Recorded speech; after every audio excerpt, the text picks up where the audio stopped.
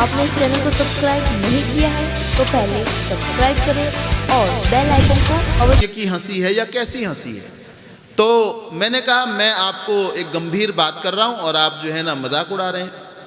चले गए ये जो भगवान भगवान की जो भी कह रहे हो आप, ये और किसी को कहिएगा, मैं पढ़ा लिखा आदमी हूं। तो मैंने कहा ये तो बहुत अच्छी बात है, आप पढ़े लिखे आदमी। तो मैंने कहा आप ईश्वर को नहीं मानते? चले गए नहीं मानते। तो मैंने कहा आप देखें ये संसार बड़ा सुंदर बना हुआ दिखाई देता है, इससे पता चलता है कि ईश्वर है। कह लगे ये संसार अपने आप बन गया है। तो मैंने कहा एक काम कर दीजिए आप मेरे लिए। क्या कर दें?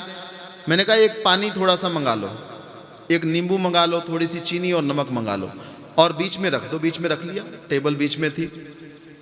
मैंने कहा आप उधर बैठे हो, मैं इधर बैठा हुआ हूं, देखते हैं कितनी देर में शिकंजवी बन करके तैयार हो जाती है। इसको हम हाथ नहीं लगाएंगे। अब कह लगे शिकंजवी ऐसे थोड़ी बन जाएगी। मैंने कहा कैसे बनेगी? कि कोई बनाने वाला, निचोड़ने वाला, नमक डालने वाला चाहिए। तो मैंने कहा आप एक शिकंजवी बनाने के लिए तो ये ज़रूरी समझते हैं कि कोई बनाने वाला चाहिए, लेकिन विश्व इतना बढ़िया बना हुआ है, मेरे और आपके शरीर इतने सुंदर बने हुए हैं, इनको बनाने के लिए कोई नहीं चाहिए। तो वो क्या कहने लगे कि शिकंजवी बनाने वाला दिखाई तो देता है, अगर इसका बनाने वाला, शरीरों को बनाने वाला, सूर्य चंद्रमा को बनाने वाला, सृष्टि के पदार्थों को बनाने वाला कोई है तो वो दिखता क्यों नहीं है? जब दिखता नहीं है तो क्यों माने? तो मैंने कहा कि भूख आपको दिखाई नहीं देती लेकिन होती है, दर्द आपको दिखाई नहीं देता लेकिन होता है। तो कहने लगे भूख का अनुभव तो होता है, आपके ईश्वर का तो मैंने अनुभव भी नहीं किया। तो मैंने कहा भूख को अनुभव करने का तरीका है, दर्द को अनुभव करने का तरीका है। हम सब यहां पर अभी बैठे हुए हैं, हम में से किसी की दाढ़ में अभी दर्द हो रहा है क्या? किसी की दाढ़ में दर्द हो रहा है क्या? अभी हो रहा है क्या? नहीं हो रहा। कोई है तो बता सकते हैं। दाढ़ में दर्द का मुझे अनुभव अगर करना है तो मैं बहुत मीठा खाता रहूं और उसके बाद पानी से मुंह को साफ नहीं करूं, ब्रश नहीं करूं, तो मुझे दाढ़ का अनुभव हो जाएगा, दाढ़ के दर्द का अनुभव हो जाएगा। तो दर्द को अनुभव करने का एक तरीका है, भूख को अनुभव करने का एक तरीका है।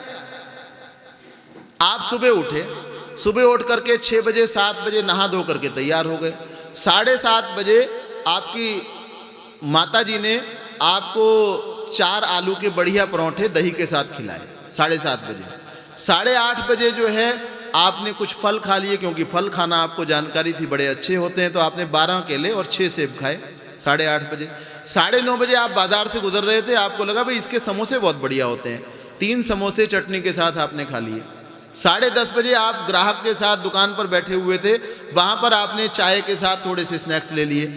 11:30 बजे आपको भोजन आप समय पर करते हैं बिल्कुल, 11:30 बजे आपने 12 रोटी खा ली। ऐसा व्यक्ति क्या कभी भूख का अनुभव करेगा? तो भूख का अनुभव करने के लिए क्या आवश्यक है कि आप सुबह उठ करके एक्सरसाइज करें, कुछ और करें, और 8 बजे के करीब 7 बजे नाश्ता करें, उसके बाद 4 घंटे 6 घंटे 8 घंटे कुछ ना खाएं, तो आपको भूख का अनुभव होगा। तो दर्द का अनुभव करने का एक तरीका है, भूख का अनुभव करने का एक तरीका है। तरीके से चलेंगे तो ईश्वर का साक्षात्कार मनुष्य को हो जाएगा। तरीका कैसे है? मैंने कहा निनौरा नाम का एक गांव है, निनौरा नाम का एक गांव है। आपने यहां बैठे बैठे कह दिया नहीं जी निनौरा नाम का कोई गांव नहीं है, तो मैं आपको कहूंगा इसका एक तरीका है। क्या लगे जी क्या तरीका है जी निनौरा नाम के गांव को देखने का? तो मैंने आपको बताया कि आप 4:30 बजे दोपहर को नई दिल्ली स्टेशन पर पहुंचिएगा, वहां पश्चिम एक्सप्रेस नाम की गाड़ी है, उसमें बैठ जाइएगा। बैठ करके रात को 3:55 पे वो आपको रतलाम उतार देगी, वहां उतर जाइएगा। रतलाम उतर के मंदसौर जाइएगा, मंदसौर से पिपलिया जाइएगा, पिपलिया जाकर के पूछिएगा निनौरा नाम के गांव की ओर जाना है। एक बस में जाकर के आप निनौरा पहुंचोगे, वहां लोगों से पूछेंगे तो वो बता देंगे आपको जी निनौरा गांव है, सारे लोग यही बताएंगे। तो निनौरा नाम के गांव का अनुभव करना है तो 24 घंटे की यात्रा के बाद में आप निनौरा नाम के गांव का अनुभव कर सकते हैं। हर चीज़ के अनुभव करने का एक प्रकार है। आपको ईश्वर का साक्षात्कार करना है तो ऋषियों ने, जिन्होंने उसका साक्षात्कार किया था, उन्होंने कहा कि यम, नियम, आसन, प्राणायाम, प्रत्याहार, धारणा, ध्यान, समाधि, इन अंगों का पालन करते हुए आप ईश्वर का साक्षात्कार कर सकते हैं। तो हर चीज को अनुभव करने का एक तरीका। एक फ्लिंट नाम के विचारक की चर्चा, स्वामी विद्यानंद सरस्वती आर्य समाज के बहुत बड़े विद्वान हुए और उन्होंने एक पुस्तक लिखी है, उसका नाम है अध्यात्म मीमांसा। उसके अंदर वो एक फ्लिंट नाम के विचारक की चर्चा करते हैं। उसकी 2 लाइन वो लिखते हैं। वो कहते हैं जो व्यक्ति ये मानता है कि संसार के सारे पदार्थ बिना किसी कर्ता के बनाए हुए अपने आप बन गए हैं, उसको एक बात और मान लेनी चाहिए। क्या बात मान लेनी चाहिए? कि शेक्सपियर नाम से जिन नाटकों की रचना संसार में हुई दिखाई देती है, सुनाई देती है, जो पुस्तकें हैं, उसका रचनाकार शेक्सपियर नाम का कोई व्यक्ति नहीं है। तो कहने लगे फिर उसकी रचना कैसे हुई? अगर शेक्सपियर ने उन नाटकों की रचना नहीं की तो कैसे रचना हुई? तो कहने लगे वो रचना ऐसे हुई कि एक दिन वर्णमाला के अक्षर छापे खाने में रखे हुए थे। पहले कंप्यूटर पे काम नहीं होता था, तो वो अक्षरों से काम होता था। तो वो एक दिन रखे हुए थे, अचानक वो हवा में उछलने लगे और उछल करके ऐसे बैठ गए कि उन्होंने शेक्सपियर के नाटकों का रूप धारण कर लिया। तो इससे पता क्या चला? जैसे शेक्सपियर नाम के रचनाकार के बिना नाटकों की रचना नहीं हो सकती है, ऐसे ही किसी कर्ता के बिना सृष्टि के सुंदर पदार्थ ये नहीं बनाए जा सकते। तो सृष्टि व्यवस्थित बनी हुई दिखाई देती है, उससे पता चलता है परमेश्वर है। और योगी लोग नित्य प्रति अपनी आत्मा में ईश्वर का साक्षात्कार किया करते हैं, ऐसा अनेक उपनिषदों के अंदर वर्णन आता है। तो परमेश्वर कैसा है? सपर्यगात, वह सब स्थानों पर पहुंचा हुआ है। एक कहने लगे जी आपके जो लोग हैं जो परमेश्वर को सब स्थानों पर मानते हैं उनकी संख्या बहुत कम है, और जो परमेश्वर को मूर्ति में मानते हैं उनकी संख्या बहुत ज़्यादा है। परमेश्वर की जो मूर्ति मानते हैं, राम जो है भगवान है, ये उनकी मूर्ति है, ये कृष्ण भगवान, ये शिव, या ये कोई और, ये तीसरे चौथे आठवें, उनकी संख्या ज़्यादा है, आपकी संख्या कम है। तो ये मूर्ति पूजा कहाँ से आ गई? आप कहते हो जी न तस्य प्रतिमा अस्ति यस्य नाम महद्यशः, कि वेद के अंदर लिखा हुआ है जी कि परमेश्वर की कोई मूर्ति, कोई प्रतिमा, कोई आकृति नहीं होती है। लेकिन दुनिया के बहुत सारे लोग मूर्ति की पूजा करते हैं। अभी बता रहे थे मूर्ति के लिए एसी लगाते हैं, सुनने में आया कहीं उज्जैन में, कहीं और कोरोना का टीका भी लगवाया गया है। तो बहुत सारे लोग तो ये सब कुछ कर रहे हैं, तो आप मुट्ठी भर लोग नहीं मानते, आपकी बात हम क्यों माने? और ये मूर्ति पूजा चली कैसे? तो इसके ऊपर मैंने थोड़ी सी कल्पना की और वो लगभग सच्ची ही है। तो एक व्यक्ति जो है वो परमेश्वर के विषय में दुनिया में प्रचार किया करते थे अपने आसपास के गांवों में, और दूर कहीं जाना होता दूर भी चले जाते थे। उनका एक बेटा था और वो बेटे को कहा करते थे बेटे कुछ पढ़ाई लिखाई कर ले, मैं ये जो काम करता हूँ ये बड़ा अच्छा काम है, लोगों को जाकर के ईश्वर के विषय में बताता हूँ, उनको ईश्वर भक्ति की प्रेरणा करता हूँ, खुद ईश्वर भक्त हूँ मैं, तू भी ये काम कर लिया कर, इसमें आनंद है, इसमें कोई गलत काम नहीं करना पड़ता, झूठ नहीं बोलना पड़ता, जो वेद के अंदर लिखी हुई सच्ची बातें वो दुनिया को बताता हूँ और उसके द्वारा मुझे थोड़ा बहुत प्राप्त हो जाता है, तेरा मेरा तेरी माँ का गुजारा उसमें चल जाता है, तू भी ये सीख ले। बच्चे ने नहीं सीखा, लेकिन बच्चा ऐसी 28 वर्ष का हो गया और ये पिता जो है 80 वर्ष के हो गए। एक दिन ये बच्चा जो है सुबह 6 बजे के समय सोया हुआ था, तो इसको अपने माँ की रोने की आवाज़ सुनाई दी। तो उठा तो पता चला कि पिताजी जो है उनको बिस्तर से नीचे उतारा जा चुका है, उनकी मृत्यु हो गई है। आस पड़ोस के लोग जो हैं वो इकट्ठे हो गए, तो उनका अंतिम संस्कार कर दिया गया। अंतिम संस्कार के बाद रस्म क्रिया हुई और इस सब के होते हुए जो बाहर के लोग हैं वहाँ की जैसी व्यवस्था थी, 2-3-4 दिन तक उनको भोजन कराते रहे। 4 दिन कुछ दिन हो गए तो माताजी ने कहा बेटे अब तो तुझे कुछ काम करना पड़ेगा, अभी तक तो पिताजी काम करते थे, भोजन आ जाता था तेरे, अब तुझे कुछ करना पड़ेगा। कुछ आता नहीं था तो क्या करें, कुछ घर में कपड़े अतिरिक्त पड़े हुए थे उनको ले गया, उनको बेच करके रोटी ले आया। उसके बाद फिर कहने लगा माँ कोई सोना पड़ा है तो वो दे दे। अच्छा ये इनके पास ज़्यादा संग्रह नहीं होता था, तो ये सोना जो है बेच करके कुछ सामान लेकर के आया। अब दरवाजे बेचने की जब नौबत आ गई, इसको समाप्त कर दो जी, तो दरवाजे बेचने की जब नौबत आ गई, उसके अलावा कुछ रहा नहीं, तो इसने सोचा कुछ काम करता हूँ। तो काम क्या करूँ, काम कुछ आता नहीं है। तो इसको पता था पिताजी गांव की चौपाल में जाकर के लोगों से बातचीत करते थे और लोग उनको कुछ सामान देते थे। तो ये चौपाल में चला गया। चौपाल में जाकर के इसका अपना परिचय कुछ नहीं था, तो कहने लगा जी मैं फलाने आचार्य जी का पुत्र हूँ। कहने लगा अच्छा फिर बताओ कि मैं आज आपको ईश्वर के विषय में कुछ बताऊंगा। ठीक है बताओ।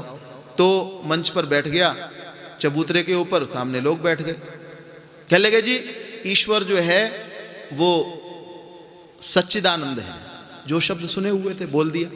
फिर ईश्वर निराकार है, अब कोई छेड़ाखानी करने वाले भी होते हैं, बीच में खड़े हो जाते हैं, जी मैं कुछ बोलना चाहता हूँ। तो एक खड़े हो गए, कह लगे साहब ये निराकार क्या चीज़ होती है जी? तो उसको कुछ पता ही नहीं था, लेकिन उसके पिताजी से उसने ये बात सुनी हुई थी, भाई जब मंच पर बैठ करके कुछ बोलो ना तो आत्मविश्वास के साथ बात करनी चाहिए। सामने से पूछा गया, भाई ये निराकार क्या चीज़ होती है जी? तो इसको पता तो था नहीं, लेकिन आत्मविश्वास के साथ बात करनी चाहिए पता था। तो क्या कहा इसने, आप बैठ जाइए, इस प्रश्न का उत्तर कल दिया जाएगा। तो जी सभा समाप्त हो गई। सभा समाप्त हुई तो इसके पिताजी इसको कहते थे, भाई कुछ मांगना हो तो भगवान से मांग लेना। शाम के समय इसको पता था पिताजी उस नदी के किनारे पेड़ के नीचे जाके बैठते थे, ये भी जाके बैठ गया। अब भगवान से मांग रहा है, क्या मांग रहा है कि हे भगवान तुम अपना स्वरूप बता दो, ये निराकार क्या चीज़ होती है, मुझे कुछ नहीं पता, तुम बताओ तुम कैसे हो, मुझे लोगों को बताना है जा करके। तुम नहीं बताओगे तो मैं कैसे बताऊंगा? मेरे पिताजी को तुम सब कुछ देते थे, मुझे भी कुछ दे दो, बस इतना बता दो तुम कैसे हो, तुम्हारा स्वरूप कैसा है। ये बार बार पेड़ के नीचे बैठा हुआ बोल रहा है व्यक्ति, सिर के ऊपर बाल कटाए हुए हैं, एक चोटी रखी हुई है, बार बार हे भगवान अपना स्वरूप बताओ बताओ बताओ बताओ। थोड़ी दूर एक बच्चा खेल रहा था, बच्चे ने देखा भाई ये गंजा आज कैसे आकर के बैठा है यहाँ। तो शरारती बच्चे ने क्या किया, उसको छेड़ने के लिए एक पत्थर उठा करके उसको फेंक करके मारा, और इत्तेफाक की बात वो पत्थर उसकी गोद में आकर के गिरा। और ये प्रार्थना क्या कर रहा था, हे भगवान अपना स्वरूप बताओ, बार बार हे भगवान स्वरूप बताओ, और गोद में क्या आकर के गिरा, पत्थर। तो उसको क्या लगा कि ये भगवान ने अपना स्वरूप भेज दिया, है ना। अनपढ़ आदमी ऐसे ही सोचता है, उसकी सोचने की प्रक्रिया यही है। उठा लिया, उसके बाद देखा अरे वो पत्थर टेढ़ा मेढ़ा था, चले ये भगवान की आंखें, ये भगवान के कान, सारा कुछ ढूंढा कि भगवान की टांगे कहाँ गई। मनुष्य देखा है इसने, तो मनुष्य की समान ही कल्पना कर रहा है कि इसकी टांगे कहाँ चली गई। तो फिर थोड़ी देर में कहता है हाँ भगवान ने पद्मासन लगाया हुआ है इसलिए टांगे नहीं दिखाई दे रही। अब उसको लेकर के शाम को फिर चबूतरे पे पहुंच गया, गांव वाले इकट्ठे कर लिए, कह लगे जी भगवान जी ने मुझे अपना स्वरूप स्वयं मेरे पास में भेजा, ये देखिए ये भगवान की आंखें हैं, ये कान आपको दिखाई दे रहे हैं ना, ये भगवान की ये नाभि है, और पैर इसलिए नहीं दिखाई दे रहे, भगवान जी ने पद्मासन लगाया हुआ है। तो ये स्वरूप परमेश्वर ने मुझे स्वयं अपने पास दिया है। कुछ लोग तो जो पढ़े लिखे समझदार थे उठ करके वहाँ से चले गए। कुछ लोगों को लगा अरे ये तो बहुत बढ़िया है, परमेश्वर का साक्षात स्वरूप इन्होंने ला करके दिखाया। उन्होंने कुछ कपड़े कुछ खाने का सामान उसको दे दिया, ये भी बड़ा खुश कि बहुत बढ़िया काम चला। अब बाकी लोगों ने पता किया भाई वो आचार्य जी का लड़का था, अनपढ़ था, लेकिन उसको बड़ा सामान मिल रहा है, तो उन्होंने अपने अपने नकली बना लिए। कह लगे तुम्हारे वाले की तो नाक छोटी सी है, हमारे वाले की तो वो सूंड वाली नाक है। तो इस प्रकार से संसार के अंदर मूर्ति पूजा का जो है वो प्रचलन हुआ। समय इजाज़त नहीं देता, अगर आदेश करें तो मैं बोल लेता हूँ, नहीं आदेश नहीं है। चलिए बहुत बहुत धन्यवाद, आप लोगों ने बड़े ध्यानपूर्वक इन सामान्य बातों को जो आपने पहले ही सुनी हुई हैं ध्यान से सुना।